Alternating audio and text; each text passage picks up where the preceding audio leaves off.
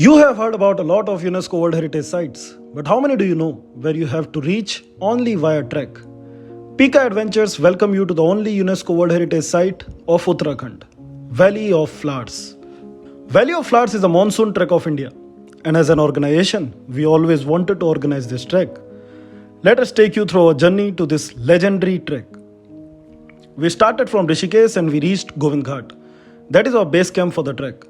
The trek is of 4 days from Govind Ghat to Govind Ghat. We started the next day from Govind Ghat to Ghangariya. That is our next campsite. We have to go to Pulna by road, and from there the actual trek starts. Today's day is of 13-kilometer hike to Ghangariya. We started at around 9 am from Pulna, walking through the dense forests of oak, the speciality of Uttarakhand. It is a beautiful trail where you are walking side by side the Lakshman Ganga river, and you can see numerous amazing waterfalls on the other side of the river. Starting it was a bit challenging, just like any other trek. It's always tough for the first 2-3 kilometers. Once our legs adjusted to the trail, it became easier for us to walk on. After walking for 7 kilometers, we reached Bhondar. The actual name for Valley of Flowers was Bhondar Valley. This is the midway where we did our pack lunch and we proceed further by crossing Lakshman Ganga river. From now, it was a mini steep ascent to Ghangariya. After climbing 6 kilometers, we finally reached the viewpoint of Ghangariya village. It was beautiful. You can see the giant central Himalayas in front of you. After spending a good time at the viewpoint, we reached Ghangariya. It was our base for the next 3 days. The next morning, the morning we all were waiting for, we left for Valley of Flowers. Just after crossing the checkpost, the valley starts. The first major flower we see is the magical Himalayan blue poppy, a very rare species of Himalayan wildflower that you find in the valley. The valley was beautiful. We walked for 30 minutes and then we see the amazing and dangerous at the same time Pushpavati river. Pushpavati is one of the most attractive rivers you will see that you are seeing right now. So from here, there is a steep climb of 2 kilometers from where the actual valley is.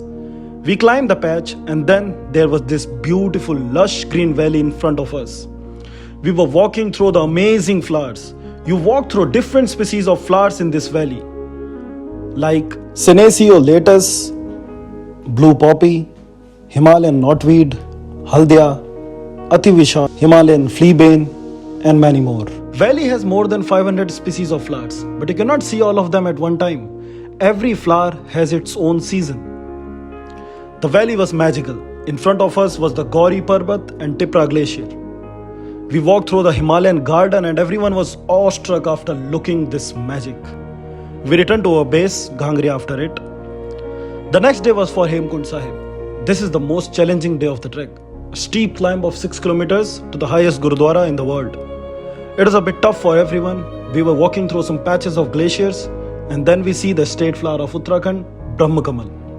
We climbed the stairs and then it was in front of us, the beautiful Lokpal or Hemkund Lake, the origin of Lakshman Ganga.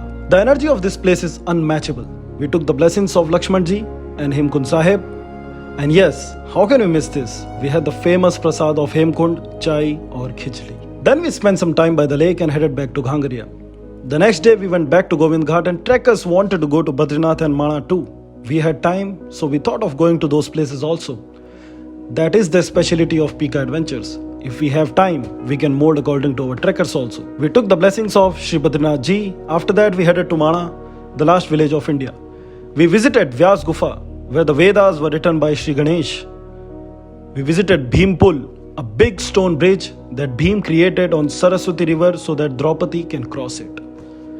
The Saraswati river, just like Pushpavati, the origin of this river looks horrifying, but at the same time it is so soothing to watch. That was our excursion to Badrinath and Mana. After that, we returned to our hotel and headed back to Rishikesh the next day, and the trek ended there.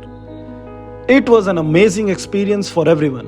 Valley of Flowers is again a trek that brings adventure and spirituality together, and that's what Pika Adventures does. The best time to do this trek is July to September, so this year come with Pika Adventures to experience this heritage of India. Thank you for watching. If you like the video, please comment, please share the video and subscribe to our YouTube channel and follow us on Instagram.